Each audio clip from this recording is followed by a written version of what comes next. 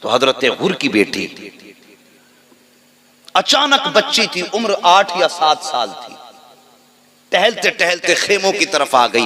دور سے خیمے دیکھ کے، بچے ہوتے ہیں نا کچھ عجیب چیز دیکھتے ہیں تو اس کی طرف جاتے ہیں، ہے کیا، انہیں اس سے مطلب نہیں کس کا خیمہ ہے۔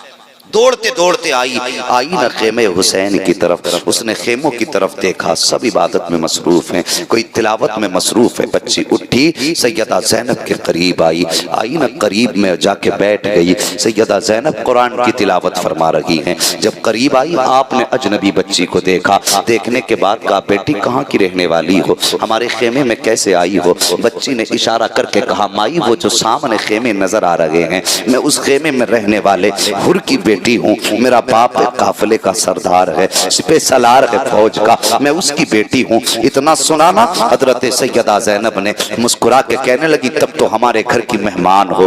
اللہ اکبر۔ آپ فرماتی ہیں بیٹی ہمارا دستور یہ رہا ہے، ہمارے دروازے پہ جب کوئی مہمان آیا ہے تو ہم نے اسے خالی نہیں بھیجا ہے، لیکن افسوس کیا کریں آج ہمارے گھر میں پانی نہیں، ایک گھونٹ بھی، اگر پانی ہوتا تجھے پانی پلا دیتے، اگر ایک لقمہ روٹی کا ہوتا ہم تجھے روٹی کھلا دیتے۔ یہ بات آپ نے سیدہ حضرت زینب نے کہی حضرت غر کی بیٹی سے۔ اس کے بعد آپ کی نگاہ اٹھی، اچانک سامنے سے سیدہ سکینہ کا گزر ہوا، آپ نے حضرت سکینہ کو دیکھا، آواز دی، بلایا، کہا بیٹی ذرا قریب آؤ۔ جب قریب آئیں حضرت سکینہ، آپ نے نگاہ ڈالی حضرت سکینہ کے چہرے پہ، آپ نے اپنے کانوں میں 2 بالی پہن رکھی تھی۔ حضرت زینب کہتی ہیں سکینہ جی پھوپھی، کہا یہ ہمارے گھر پہ مہمان بن کے آئی ہے اور کوئی مہمان ہمارے دروازے سے خالی جائے یہ ہمیں گوارا نہیں ہے، ہم کچھ دینا چاہتے ہیں۔ حضرت سکینہ مسکرا کے کہتی کیا دینا چاہتی ہو پھوپھی؟ کہا بیٹی اپنے کانوں کی ایک ایک بالی اتار دو تاکہ ہم اس کو خالی ہاتھ جانے سے بہتر ہے کہ تمہاری بالی پہنا دی جائیں۔